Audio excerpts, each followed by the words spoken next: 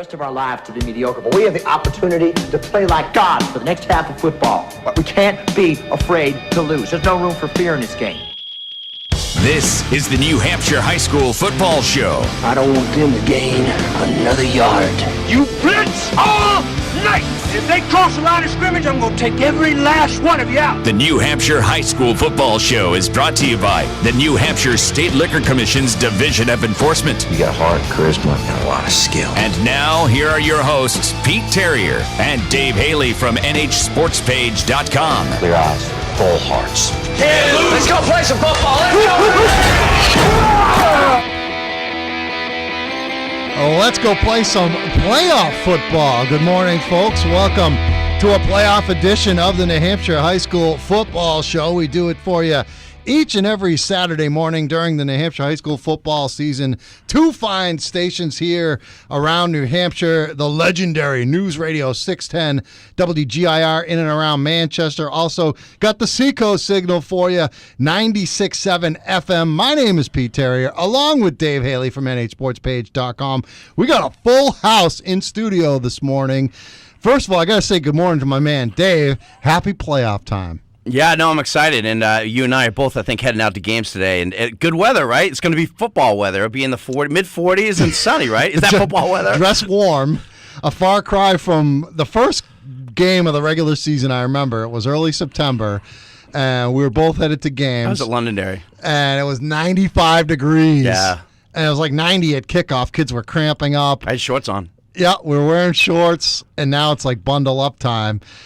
Special guest in studio for unfortunate reasons, I guess. He's the poster boy for what's wrong with this playoff format. And look, I like a lot about the realignment over the last couple of years, and I like a lot about what has happened with this playoff system. But Steve Barnes, the head coach of the Trinity Pioneers, is sitting in studio only because his team basically got nabbed on not one but two technicalities where their football season is done. Despite a good year, 5-3, not quite as good as what we've come to know and love from Trinity over the last couple of years, but 5-3 should get you in the playoffs. But because of a technicality, I guess is the only way you're going to put it, and the way they do the playoff system, he's not playing. And, oh, by the way, you're not in the Turkey Bowl either, but a team that is under 500 by a decent chunk. They're not in the Turkey Central. I just learned that. They're not in the Turkey Bowl? That's going to be your intro. That's your first question. Don't even say hi. Just answer that question. Hey, Pete, Dave. So good morning to you, Coach. How are you feeling on a Saturday morning in the first week of November? I'm not too bad. I got a little cold. I'm a little stuffy, so I apologize if I cough on the mic here or anything. Thank God it's got a spit guard here, so we're good to go. Just for you. But so you did not know that he got the double whammy? I didn't know about the Turkey Bowl. Well, how explain that to me. Yeah, last week was a do-or-die situation for us all over the place. At St. Thomas. So no, yeah, at Exeter. Played St. Thomas at Exeter. We got there a little early. We got to hang out in the janitor's closet and a pole vault storage room for a couple hours. So only the best for you. But it is beautiful, Exeter High School, I can tell you that. I'm sure the accommodations were very nice. Maybe small in size.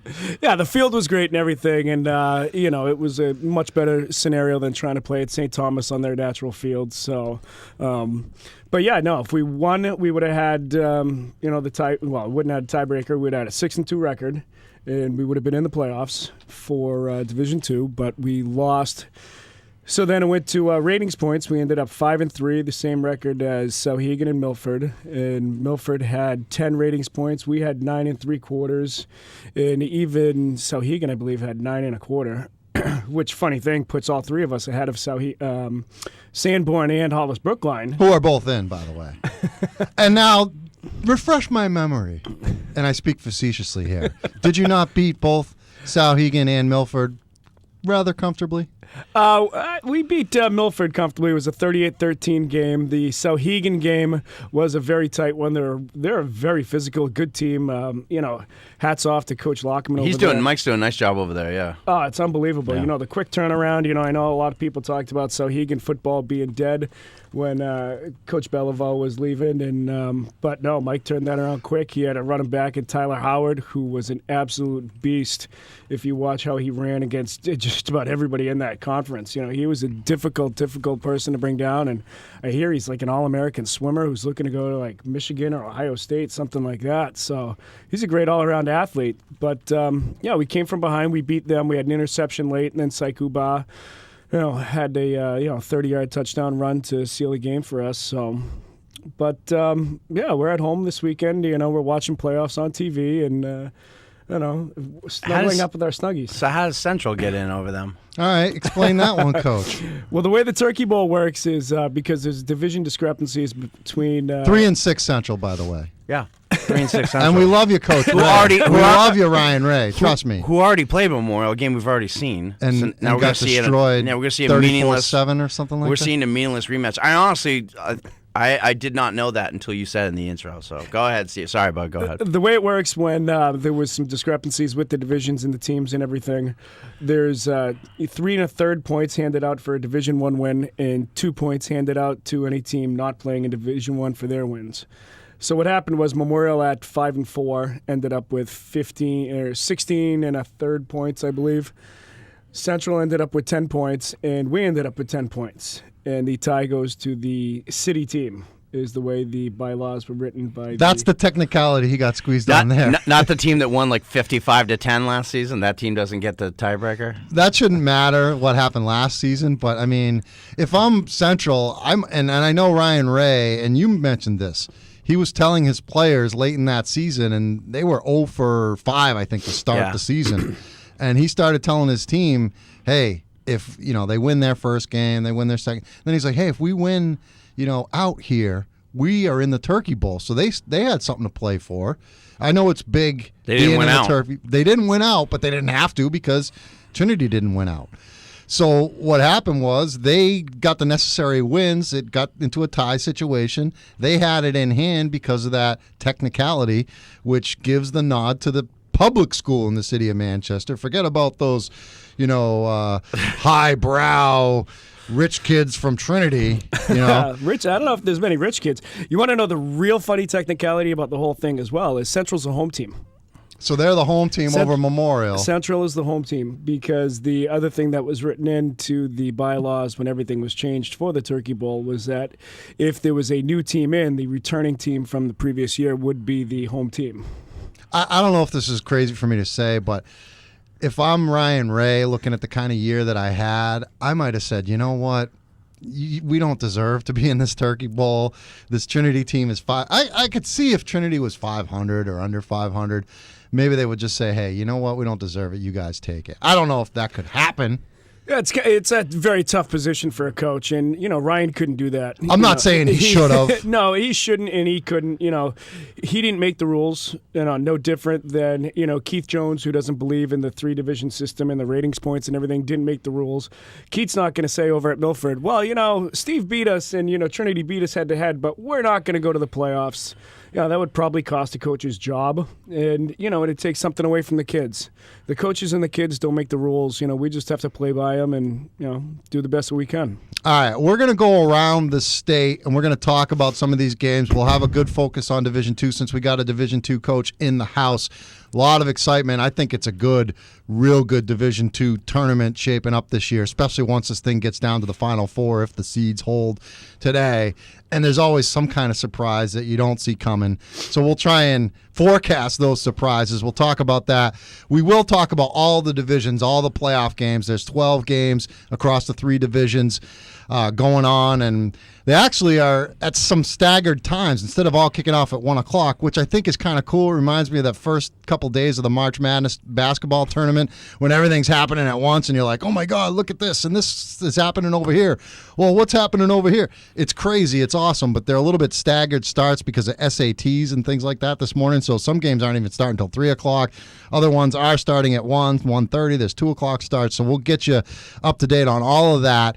We do have a guest coming on, Eric Brown from the defending champion, the Concord Crimson Tide. They got a tough one. They're going into Bedford this afternoon. That one is one of those 3 o'clock kickoff times. Coach Brown will join us on the phone in about 15 or so minutes from now. It is the New Hampshire High School Football Show. Our producer, Jeremy Mahaney, in the other house. He's pushing it and making it happen for us. Steve Burns from Trinity in studio.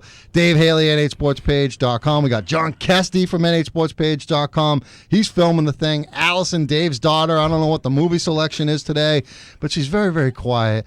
And Steve Burns is enamored by Dave's daughter because he's got an 8-year-old daughter too. So, well, peeking over my shoulder, it does look like it's the Parent Trap, the Lindsay Lohan one too. As well. That's the only version for me. Okay, Anything with Lindsay Lohan. A little Lilo. You know. Is that a role model for your young daughters, guys? Lindsay Lohan. I'll let Dave go first. She doesn't know. She watches The Parent Trap and sees this talented little girl who has a British accent and an American accent. She has no idea what's to come. what goes down that horrible, horrible road. All right, we'll take a timeout. We'll come back. We'll get into some of these playoff matchups. I got to get your opinion, Coach. You used to be in that Salem Blue Devil program, right? You were one of the coaches there? I coached at Salem for a few years. Yes, All I right. did. I got to get your opinion on what happened last Friday night. I really think that they got kind of jobbed in that situation. So, again, as I said, you're the poster boy for getting squeezed on a technicality. It doesn't end with your football team. It ends with your old football team, the Salem Blue Devils. We'll talk about that and more when the New Hampshire High School Football Show continues. News Radio 610 and 96.7. These guys know their high school football. It's the New Hampshire High School Football Show with Pete Terrier and Dave Haley. Just a few hours away from kickoff to playoff football here in the state of New Hampshire. You got 12 different playoff games across 3 different divisions. I am Pete Terrier, along with Dave Haley from NHSportsPage.com. We got the coach from the Trinity Pioneers, Steve Burns, in the house with us. His team sitting out. Are you going to go to a game today, or is it just too painful? No, I'm not going anywhere today. I don't think he's got your mic on, so he's on the phone over there. So hold your thought, and my bad for asking. He gets cut out of the playoffs. We cut out his mic. Yeah, Steve Burns' year. That's it. I'm leaving. I'm out. It continues. It continues. So why don't we do the rundown of the playoff schedule today? And our scoreboard's usually brought to you by our friends at the New Hampshire State Liquor Commission, the Division of Enforcement, and the Buyers Beware campaign, reminding all adults it's against the law to provide alcohol for minors. Even if you're in a situation like Coach Burns from Trinity, where you get squeezed out of the playoffs, you get squeezed out of the Turkey Bowl, your old team in Salem gets squeezed out of the playoffs. You're also a Nashua High grad, so you get squeezed out of the playoffs there by a couple of 4 and 5 teams, and one of them happens to be BG, your old rival.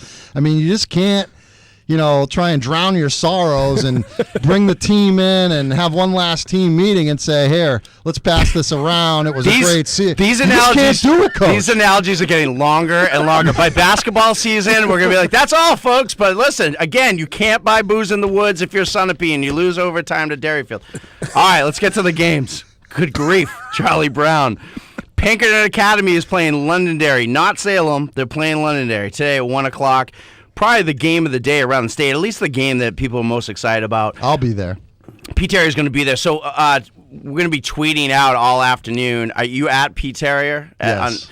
And I'm at NH Sports Page. I'm going to be at Exeter Portsmouth today over at Bill Ball Stadium. I'm really looking forward to that one. As I wrote about this week, Portsmouth's got a few guys back from injury. John Iafola, the offense coordinator for Portsmouth, is back in. He missed the first Exeter game, so I think that's going to make a big difference. This is going to be – I got a quick question for you. Oh, wait, is your mic on? I don't even know. I don't know. You tell me. You're on. I got a quick question for you. How does Exeter and Portsmouth – okay, so Exeter grinds it up the middle, pounds the football. Portsmouth is a spread the ball out kind of team. How do you prepare for that in practice? Like, how does Portsmouth simulate grinding up the middle? How does Exeter, that doesn't throw the football, simulate a spread offense in practice? How do you do that as a coach? Well, that's the difficult part. It's probably not very different from our semifinal game with Portsmouth last year, when it was a double wing team versus a spread team.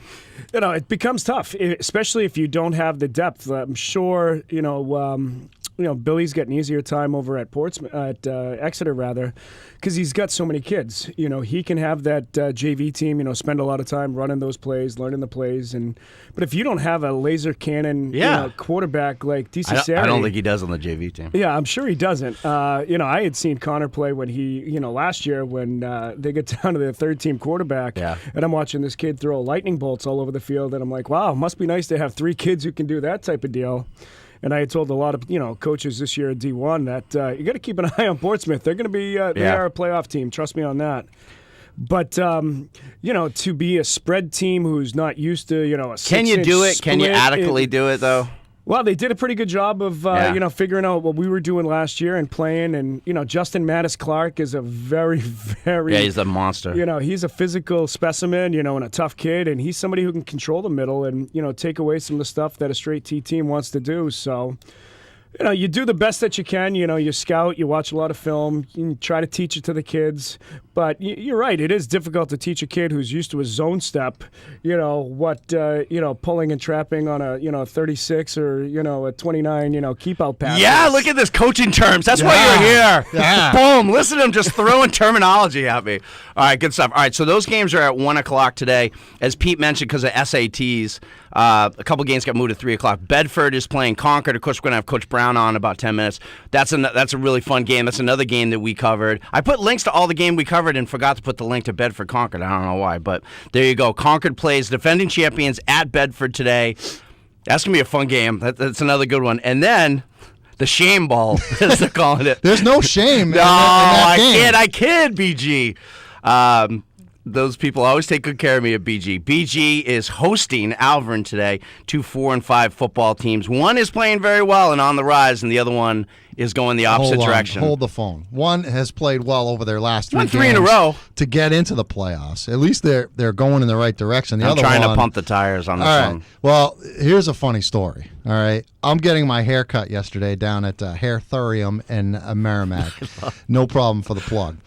And I'm talking to the hairdresser who I met, very lovely young lady, and I'm telling her about high school football playoff start. I'm all excited about it. And she's like, "Oh, well, so and so, her son plays for Bishop Garden, Jackson Hausman's mom, who is back. Oh, he is? Miraculously."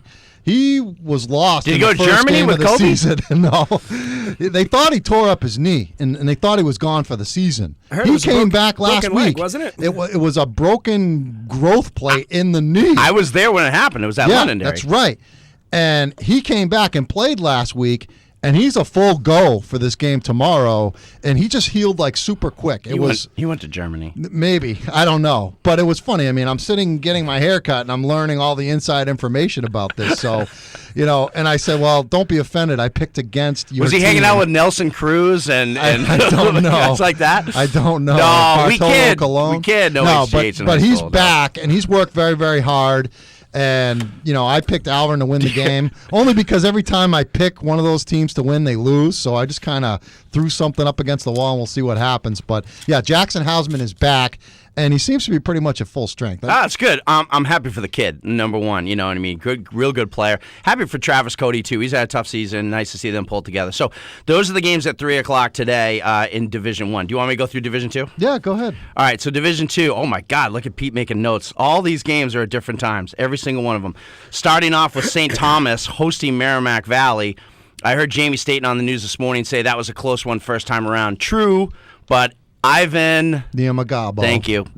Played in that first game. It's also at Portsmouth today. He will not miraculously be there unless he's got deer antler spray. He's not going to be there today when they play at 1 o'clock. 1:30 game. And as Coach said, that is in Portsmouth. They're not playing it at St. Thomas. Sorry. That game is at Portsmouth. Is that because the field at St. Thomas is crappy? Yeah, I had talked to Coach Kumba earlier in the week, and he actually sent me some pictures yesterday of his kids doing jumping jacks in puddles. So it's a natural grass field, and it takes a beating. It's down in that bowl. And that's why you guys didn't play there last week? Right. They were trying to save the field a little bit to host the game this week so they could try to give those kids a game, a playoff game at their own house and everything, but it just didn't hold up and everything. So they're over at Portsmouth. They're lucky they're in a good scenario over there with Exeter and Portsmouth being so close and having great stadiums that, they can exchange some stuff with them, and, the public schools taking care of the private schools in a good way. Good. So 1:30 game is Wyndham will be hosting Milford. And that's a game that we covered here on N8 Sports Page. One-sided game. Milford moved the ball early on them, had a big fumble, and then couldn't convert on fourth down, and Wyndham ran away from it. But that's a 1:30 game. Up at Kennett and North Conway today, Kearsarge is in, deserves a ton of credit for being there. Zach Matthews, Riley Antell, sophomore running back. That Big dude. Kid's going to be someone we're talking about for years. Big kid. He's just a bull. And Kearsarge earned their way in, so props to that team. We're excited because Tom Pollard, who is Will Pollard, the All-State quarterback for Kennett, he is his father is going to be filming that game for us and then putting a highlight package together that we're going to put on n8sportspage.com. Awesome. So we didn't have a videographer today. That won't be biased, will it? He said, he actually told me, he goes, I'll spruce in some. He was funny. He goes, if Kearsarge scores, I'll put it on there. No, but all kidding aside, he said, I want to let you know something before your radio show. He goes, we are not looking past these guys. We know it's going to be tough. It's a journey. And I wrote about it. I think these kids have been waiting for today all year. They're ready to roll. So happy to have that. The great John Kessie covering his son Logan, playing key contributor up at Plymouth State. So we're happy to have some highlights this week. So that'd be great. So and we're also foaming at the mouth, Coach. And I want to talk about this more later in the show after we talk to Coach Brown in a few minutes. But I can't wait. I'm hoping that it's St. Thomas at Kennett. I want to go to Conway next Saturday. You can't talk about these things beforehand, but there may have been internal discussions in the N8 Sports Page offices that could be if Guilford at Newport happens next weekend and we get the Dave Haley Bowl. St. Thomas at Kennett, we will be at both of those games, and you can figure out which game I'll be at. Yeah. I made reservations for gorgeous Newport, New Hampshire for next Saturday afternoon. So anyway, 2 o'clock, Kennett is going to host Kearsarge in that one, and then the last game of the day is Coach Welch has done a terrific job, as I said, at Sanborn. They're hosting that playoffs game. They lost a lot of kids, that Sanborn team, and he did a terrific job with them, John Welch. They are hosting Hollis Brookline, who is a team I absolutely positively cannot figure out. But anyway, Hollis Brookline goes to Sanborn today. The winner of that game gets Wyndham next weekend, so enjoy that. Yeah, I mean, I think Wyndham's a wagon. I have them ranked kind of like you guys. Early last year, I had you ranked 4th in the power poll. I got Wyndham 4th. I think that's like an all-star team, in my opinion. I know you had your issues with them, and I know over the last couple of years that's developed into a nice rivalry. But I think that's a real tough team. So that Final Four, to me, in D2 is going to be phenomenal. Yeah. All right. Let's get to D3 because then we got to get to a break and get Coach Brown on the phone. So I think most of these games are 3 of these games are at 1 o'clock today. Newport, as I mentioned, is hosting Mascoma. They won pretty lopsided over Mascoma earlier this season. Newport's a real good team. And they've got a couple of real good running backs over there, Noah Wade being one of them. Tommy Hogan's their quarterback. They're going to host Mascoma. If they win today, they very likely are going to face a wagon, just a freight train running up there next weekend with my Guilford Golden Eagles. If they can get by Interlakes Molten Borough today, Guilford hosts Interlakes Molten Borough again at 1 o'clock today. Again, that was a bunch of kids that played Pee Wee football together, Interlakes Molten Borough and Guilford, squaring off against each other. But the Golden Eagles, I have been assured, are ready to roll today. Bow High School, by the way, did you watch the news this morning on Channel 9? One of the kids from Bow High School was on camera. He goes, yeah, we're going to win. We're going to kill Bishop Brady. Like, right on camera. And Jamie Staten was like, they're very confident. I think it was Kyle Barrington, the linebacker from Bow. Wasn't that a real lopsided game in the regular season? It was 62-0. 62-0. So I'm not. Yeah, I think that was the game where Coach Cohen said that they're a team to be reckoned with. And yes, teams better look out for them. I remember that game. Yeah. I loved it. I thought it was great. I mean, we want these kids to like show their personality. And the first Bow kid was like, yeah, they got a good pass attack. We just got to make sure. First time we were able to do pretty well. We'll see what happens. And then Kyle Barrington gets on there. He's like, yeah, we're gonna win. There's not a chance we're gonna lose. And by the way, Kyle, I agree with you fully. But Bow High School takes on Bishop Brady today. Brendan Johnson and those guys. One more touchdown pass for him, and he breaks the state record. Heck of a basketball player too. But he's had a terrific year. Brendan's done a great job. And so anyway, that game's at 1 o'clock. The 2 o'clock game is going to be the best game of the day in Division III. Absolutely. This is a terrific game. Somersworth traveling over to Campbell's defense. I talked to Greg Gush this week, their head coach at Campbell. They've played really well. They've had some first-year football players really step in and play well. Harrison Vedrani, a lot of those basketball players, that came out. And they got to face Elijah Jajoy today. So, yeah. Tarek Roth is the defensive coordinator down there. He's a good friend of mine throughout track and everything. He's been talking to me all week. He's a little nervous about this one, but very excited about what he thinks his Campbell's kids can do. And, they're very aggressive down there. He's excited. And the thing, and you know this from playing against Josiah Wade, right, when he was at Central, or a lot of great backs, is you can stop him on first down, stop him on second, and then, maybe it's third and long, and boom, he gets a corner, and there you go, 70 yards. I mean, that's the kind of kid Elijah Joy is. So, I mean, every play you got to be. Yeah, Josiah was a special kid. I mean, you talk about that Turkey Bowl game, which ended up lopsided, but Josiah had 160 yards rushing at halftime. Yeah. He just had, I think, 3 fumbles at halftime. Yeah, too, I think he which, did. Which was a killer. All right, we got to take a timeout. We'll come back. We'll get Eric Brown, head coach of the Concord Crimson Tide. Is this the final day of the Tide's reign as the champions in Division I? I gotta imagine that's going to be one heck of a football game. Isn't it fun when the defending champs in, though? I mean, yeah. You know what I mean? They're going to be a tough out for Bedford today, and I would not be surprised if Concord won that football game. We'll talk to Coach Brown when we return. The New Hampshire High School Football Show. Our special guest, Steve Burns from Trinity, in the house on News Radio 610 and 96.7. It's the best local coverage of New Hampshire high school football. The New Hampshire High School Football Show on News Radio 610 and 96.7. You got to love the feeling of a playoff Saturday around the state of New Hampshire, and that's what we got. 3 divisions, 12 games going on across the state. Our guest on the line right now, his team defending their title, and they got a tough one in Bedford. It is Eric Brown from the Concord Crimson Tide. Coach Brown, good morning, and thanks for joining us on the program. Hey, good morning. My pleasure. Thanks for having me. So what's the itinerary for today? Your game is one of the latest to start, 3 o'clock kickoff. What does the morning and early afternoon look like for you as you prepare to make the trip down to Bedford?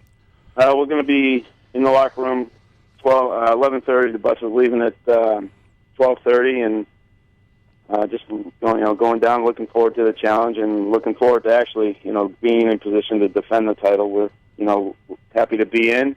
Thanks to Goffstown, and we're going to certainly take advantage of the opportunity. Coach, what's when you and I talked in the preseason, you said over and over, you said this is a different football team. We had tremendous character, tremendous senior leadership last year, and this team is capable of it. But they're going to have to prove it. So here we are. Regular season's over. Tell us about this team. The character, the kind of the personality of this football team this year. Well, it's been great. We've had great leadership. And the character of our team, has been outstanding. We've been in a lot of close games, and I think that's where our character really showed. And I'm really proud of the way we've hung in there. We, like I said, we're a different team than last year, and we don't have the depth we had last year. And these guys have really battled, working their way through injuries, and credit to our training staff and our coaching staff to keeping everybody healthy.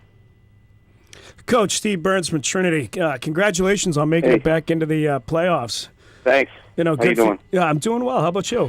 Good, thanks. Yeah, just want to piggyback off, Dave's character question, and you mentioned your training staff and your injuries. Losing Jacob Stultz, early in the year, he was such an explosive playmaker for you and everything. How do you get the kids to, bounce back after they know, someone they can depend upon for, 100 yards a game and some big returns and good field position? How do you get them to just rally around new guys? Yeah, that was difficult at first. I mean, Jake, obviously, like you said, he was our go-to guy. I think he's one of the premier receivers in the state, and he had a great connection with Rob. They played together since the Pop Warner days. It was tough. We were trying to find our identity after that, and how to balance our team. At that point we had a pretty good balance of run, pass, all that stuff. But some of the younger guys or inexperienced guys that didn't play much last year, they're not necessarily young. They are seniors, but really stepped up and have done a nice job. giving their best. Coach, you mentioned Rob Law, your quarterback, and this is the end of the line for him, potentially this afternoon. Can you talk about what he's meant to the program? I remember, prior to last year, his sophomore season, when he was inserted into that quarterback role, that was a tough decision, I'm sure, on your part, but you obviously made the right move there. Can you talk about what he's meant to this program over the last 2.5, 3 years?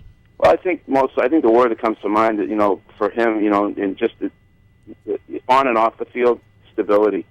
He's a very accountable kid. He's, like I've said this a million times, he's just a cool kid. Doesn't get rattled. And he's done a great job keeping things together this year. With the injuries and just in tough games, tight games. He's done a really nice job. So we're definitely going to miss him for sure. But we're planning on this not being his last game. So that's our goal anyway. So hopefully, good things to come from him. So, yeah, Coach, that leads me into my next question, and that's Bedford, who, one thing we talked about the bad aspects of this new setup. The good aspect is we're seeing teams playing a rematch today. Everybody's already faced the team they're playing, so you kind of see the coaching adjustments on both sides of it, which for me is kind of one of the fun parts of that. So, talk about Bedford. I've kind of said from day one, and this is just my opinion, that it's an elite defense. And, they've got Glassman on the edge who can rush the passer. They got Tommy O'Rourke back. Valis kind of at the back as the safety who's kind of, cleans everything up. But what are your thoughts on that Bedford defense that you've seen in person? And I'm sure you've seen on film quite a bit as well. Yeah, I mean, it's kind of fun for us too. The whole chess match, the rematch, and stuff like that. Things that they did well against us the first time, and vice versa. So we're looking forward as coaches. We're looking forward to that challenge as well. But as far as Bedford's defense goes, boy, I tell you, we try to look for a weak link somewhere, and there's none to be found. They're similar to Exeter in that regard, and they're disciplined. They fly to the football. You mentioned Glassman; he's just got a great motor. He's probably one of the premier linemen in the state for sure. Yeah, and I remember saying on the show. And this was after you lost Jacob earlier in the season, but when you guys lost that game, and we covered that game, Pete was out there, it was a terrific game. You went toe-to-toe with those guys on the road and almost won that football game. I felt like that was one of your better moments of the season, and I mean that in a respectful way. Like that was when you said, okay, Bedford is, in the opinion of most people, one of the two best teams in the state. Concord just went in there, and they're one or two plays away from winning that football game. Did your kids come out of that game and say, I see all the time on these, I love that show, the America's Game, the Super Bowl Champions on the NFL Network, and you see so many times that a team that won the Super Bowl played, like when the Patriots lost to the Rams in the regular season, and they said, if we face those guys again, we can beat them. Is that kind of the mindset of your kids as they go into Bedford? Like, we've seen these guys, we can beat these guys. Oh, definitely. I mean, we're confident. I mean, we know we've got a tough task ahead of us, and what we've got to do, things that we are taken away from the last game is penalties, and we just can't. We've gotten away with some of those penalties against teams not as good as Bedford, but against good teams like Bedford, good teams like Exeter that we've played. We just can't get away with that. So we've got to clean it up a little bit and, be a little more disciplined and stay on side, which is a big part of our problem. But yeah, we came away from that game with our heads held up pretty high. And like I said, we hung in there. We got a few breaks down in that fourth quarter, that got us to overtime. But, good players, make those things happen. But we can hang with them, and we're confident in that regard going into the rematch. So,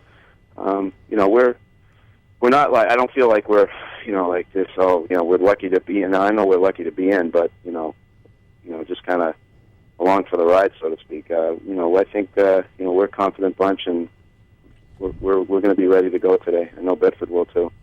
Coach, I agree with you. I don't think you're along for the ride. I hear all the talk about Bedford and everything. You had the state's longest winning streak, even after losing guys like, Walters and I forget the name of your Simu Smith, guys like that. I know you got a guy like Leo Sadeh in the backfield who's as explosive as anybody.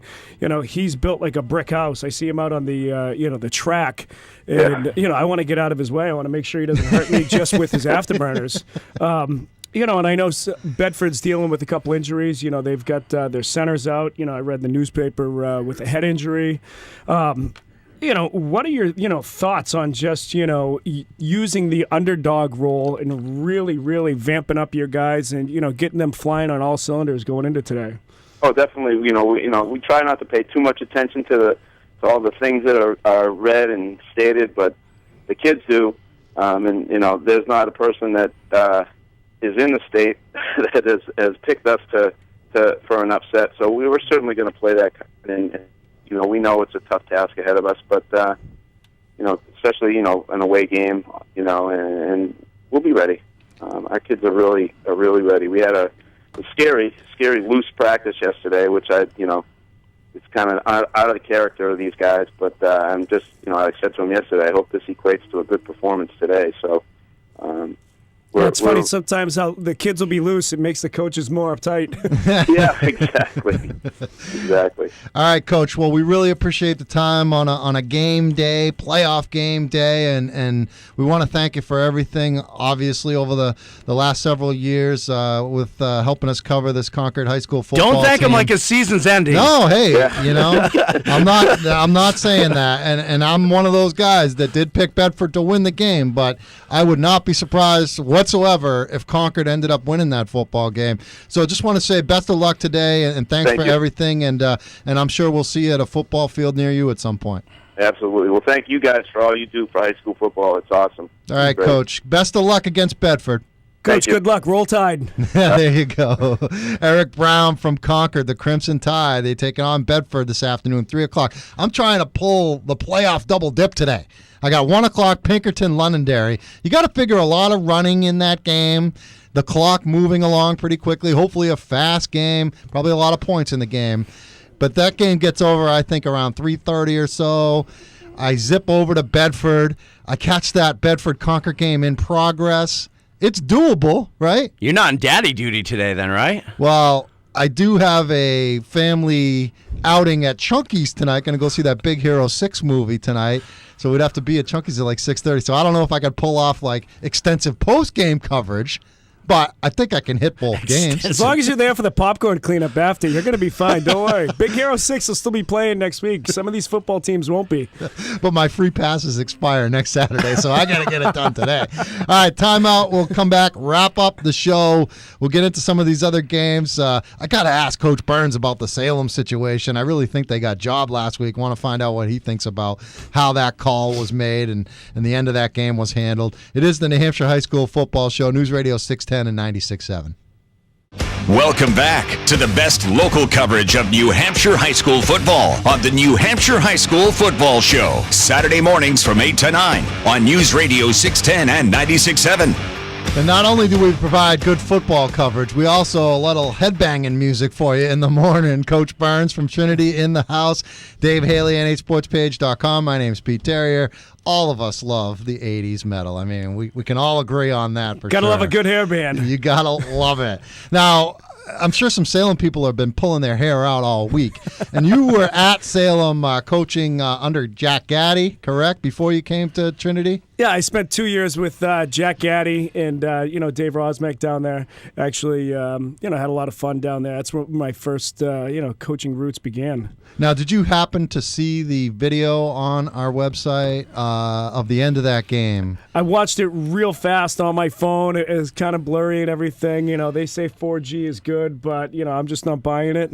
All right. So do you understand what happened in that game? And yeah, I talked to Jimmy Lozon's been a good friend. I used to play some flag football against Jimmy, and so I've known him for a while and talked to him. And first thing he said Friday night at about 11 o'clock is it was all a blur.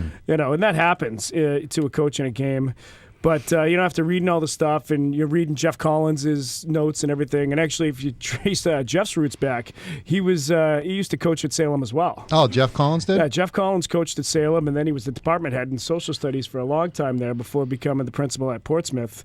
And the same thing with Dave Rosmek, the associate head of the NHIAA, was the longtime defensive coordinator at Salem with Jack. So you got two guys up at the NHIAA who, I think they were both actually at the game. Mm-hmm. So they had good seats, and you do the best that you can. No different than a coach when the stuff's hitting the fan and you got everything flying at you. I'm sure those refs, as soon as the block happens, the two guys off the goal line, they're flying up. They got to find out what's going on. They got to be there to make sure, the scrum's nobody's getting punched or anything like that. They get the ball to the right people. Then they do have to get set. You watched the Pats game last week, when Brady's trying to get the, punt team off the field and you got a ref holding him back. Same type of scenario, They do the best that they can to make sure it's a fair game, make sure everybody's got a chance, and the field goal goes off, and right. But I think Justin McIsaac had a great point on his top 10 on our site. Is that they should have, if you're going to stop the clock, you need to say Salem had 9 kids on defense. You got to at least say, guys, we're going to kick the ball again. Get your special teams unit on the field. Like if you're going to stop when you shouldn't. Because the kid from Londonderry cleanly catches the ball and on the block and is tackled to the ground. So it wasn't like I don't buy this whole it was a loose ball and we had to see whose possession. No. That kid caught it and they just took him to the ground like a normal play. I just think it was unfair. The Salem kids weren't even set and there was 9 of them. So partially their fault, and you got to throw some blame at the coaching staff too because they were celebrating like they had won the football game. The game was not over. There was still time on the clock. Now, whether the clock should have run out or not, which it probably should have, but they did not react to that. Londonderry react. They lined up. They got set for another kick. I just thought the officials, the poor job they did was stopping the clock and then not really explaining what the hell was going on because everybody in that stadium, players, fans, coaches, administrators like Jeff Collins from the NHIAA who was there, they didn't know what was going on. There was no explanation. They don't give the explanation to the crowd like they do in the NFL where those refs are mic'd up, but they didn't explain anything. And next thing you know, Londonderry's lining up for a field goal. Salem's like, what's going on here? You could see them on the video like, what the heck's going on here? The kicks through the uprights. Then Londonderry's celebrating like crazy, but yet the game still isn't over. I mean, it was just a confluence of events that we will never see again. And it's unfortunate that happened, and Salem is now out of the playoffs because of it. If this is a regular season game in week 3, it doesn't mean as much. But to me, it was just poorly handled at the time. And maybe this will help them learn from it next time, but I just didn't like the way it went down. All due respect to Salem and to Londonderry. You can't fault Londonderry for doing what they did. They took advantage of the situation. They didn't do anything wrong. But I just really feel like Salem kind of got hosed a little. Londonderry was the benefit of that stopping the clock because, I talked to a Salem parent this week, or we emailed, and he had a great point. He said they don't get that second field goal off. If they don't stop the clock, they stop the clock for them. So if you're Salem, you're sitting there going, wait a second, they didn't have enough time to get off another one. And yeah, maybe we didn't this or that, but nothing was explained, and then they didn't let him get set. And listen, if you watch that first field goal, it looked like 2 or 3 guys could have blocked that field goal. They didn't even get an opportunity to block the second one. And, the kick got kind of a free kick, and yeah, I don't know what the timeout situation was. Maybe, Coach Pike could have gotten a timeout. Maybe he could have gotten to the officials and gotten stuff, but it's always easy to sit here after it. Hindsight is 20/20. When you're in the middle of it, it's just it's a crapshoot. All right, well, Coach, at this point of the program where we've got less than a minute left, Dave gives his little Notre Dame prediction. Notre Dame against the Sun Devils tonight? No, 3:30 this afternoon. I'm going to go over to Exeter Portsmouth, and I'm heading home for that one. 9-10 in the country because Notre Dame's getting screwed in these ratings, but not after today. Don't worry about it. 27-17, Fighting Irish over Arizona. My sister's alma mater out in Tempe, Arizona. We're going to win that game. We should be up to number 6 by next week. And then wasn't this week just Pat Tillman's birthday, though? I think yes, it was. He would have been, I think, 38, don't pull Pat Tillman on me. All right, guys. It's an American hero. All the time we got. Tillman. Thanks to Coach Burns from Trinity for coming in. Maybe we'll see you at the Turkey Bowl as a fan. Who knows? For Dave Haley, John Cassidy, our producer Jeremy Mahaney, I'm Pete Terrier. Enjoy the football, everybody.